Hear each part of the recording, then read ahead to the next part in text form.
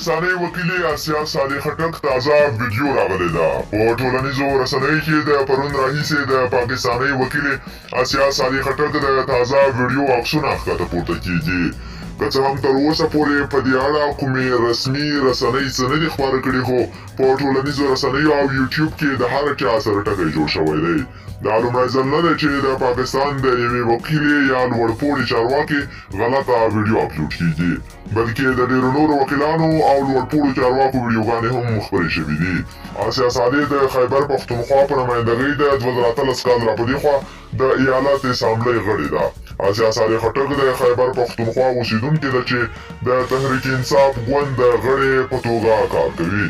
نوموړې په حقوقو کې لیسانس اخیستی او په نړیوالو اړیکو کې د ماسټرۍ تر کچې زده کړې کړي دي. نوموړې په 2018 کال کې د ښځو په نمایندګۍ انتخاباتو ته ودرېدله چې بالاخره یې دغه انتخابات وهم ګټل.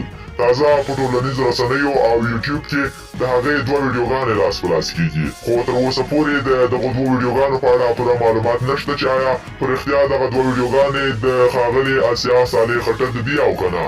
خو خلک په ټولنیزو رسنیو کې دغه ویډیوګانې لاس په لاس کوي او وایي چې دغه دواړه ویډیوګانې د آسیا صالح خټک دي. قدرمن لیدونکو، که مو ویډیو خوښه شوې وي نو ویډیو درسره لایک کړئ او د نورو تازه خبرونو او معلوماتو لپاره درسره زموږ د یوټیوب چینل سبسکرایب کړئ. تر بیا ښه وختونه.